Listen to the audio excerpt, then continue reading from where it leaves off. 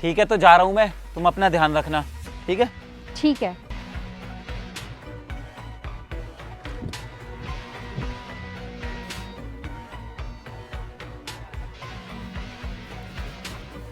सुनो, तुम आ जाओ जल्दी से, वो गए।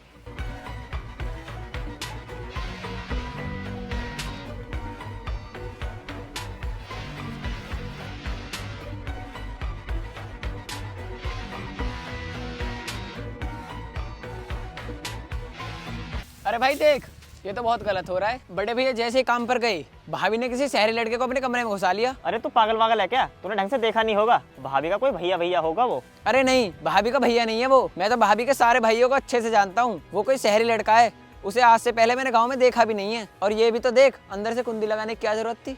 अच्छा, फिर तो जरूर दाल में कुछ काला है। चल साले को पकड़ के मारते हैं, चला जल्दी से। अरे रुक भाई, हम ये पहले बात बड़े भैया को बताएंगे, फिर जो वो कहेंगे वही होगा। वरना ऐसे तो बड़े भैया की बहुत बेइज्जती हो जाएगी गाँव में। ये भी सही कह रहा है तो चल भैया को आने दे, शाम को उनसे बात करते हैं। और देख भैया आ रहे हैं, इनको सब कुछ बता देते हैं अभी। चला जल्दी से। अरे आज तो बड़ी तसल्ली में हो, सारा काम निपटा लिया क्या? हाँ भैया, काम तो हो गया, लेकिन हमें भाभी के बारे में कुछ बात करनी थी। भाभी के बारे में? हाँ बोलो। देखो भैया, बुरा मत मानना, जब आप काम पर चले जाते हो ना, तो आपके बाद आपके घर में एक शहरी लड़का आता है जिसे भाभी खुद बुलाती हैं। क्या हुआ भैया, चुप क्यों हो गए? क्या? पता नहीं यार, ऐसा कैसे कर सकती है वो। खैर मैं तुम लोगों से बाद में मिलता हूँ।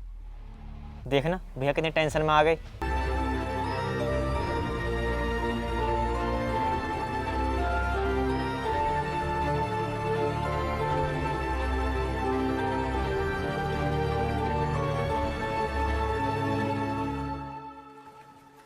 अरे आ गए आप? अब बैठो, मैं आपके लिए पानी लेकर आती हूँ।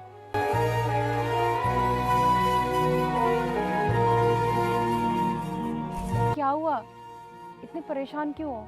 कोई बात हो गई है क्या जो इतने चुप चुप बैठे हो? मैं ये सोच रहा हूँ, मैं तुम्हारी शादी उसी लड़के से करवा दूँ जिससे तुम मेरे पीठ पीछे मिलती हो, मेरे काम पर जाने के बाद उसे घर पर बुलाती हो। क्या? ये क्या बोल रहे हो तुम? मैं भला किससे मिलती हूँ? होश में तो हो तुम? पता नहीं क्या क्या बोले जा रहे हो। देखो, मैं गांव का एक सीधा साधा लड़का हूँ, शहर जाकर डिलीवरी का काम करता हूँ, मुश्किल से 10-12 हज़ार रुपये कमा पाता हूँ। गांव में थोड़ी सी ज़मीन है तो खेती बाड़ी कर लेता हूँ। और वो तो शहर का लड़का है, हो सकता है अच्छा दिखता होगा, अच्छा पहनता होगा, पैसे वाला होगा, शायद अच्छा बोलता भी होगा वो।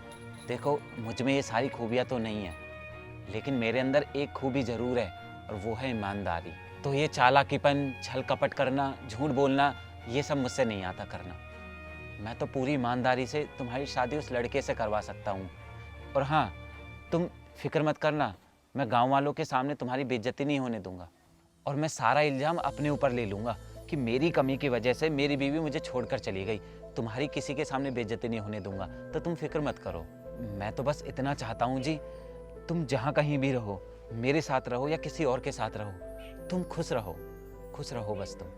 और तुम्हारी खुशी के लिए मुझे जो कुछ भी करना पड़ेगा मैं वो सब करूँगा, क्योंकि मैंने तुमसे शादी करते वक्त तुम्हें वादा दिया था, मैं पूरी ज़िंदगी तुम्हें खुश रखूँगा। ठीक है, तो तुम फिक्र मत करो। तुमने मुझे यहाँ क्यों बुलाया मिलने के लिए? कोई बात हो गई है क्या? मैंने तुम्हें ये कहने के लिए यहाँ पर बुलाया है कि मैं आज के बाद तुमसे नहीं मिलूंगी। भूल जाना मुझे। भूल जाना? पर तुम तो मुझसे प्यार करती हो ना।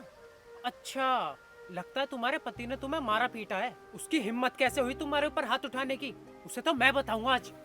रुको, अगर उन्होंने मुझे मारा पीटा होता ना, तो शायद आज मैं तुम्हारे साथ होती। लेकिन जिस सादगी और साधारण तरीके से उन्होंने मुझे समझाया ना, उनकी बात मेरे दिल पर लग गई। इसलिए मुझे उनके सीधेपन से प्यार हो गया है। और अब मैंने सोच लिया है कि अब मैं उन्हें और धोखा नहीं दे सकती। इसलिए मुझसे आज के बाद नहीं मिलना। अरे काजल सुनो तो, अरे मेरी बात तो सुनो।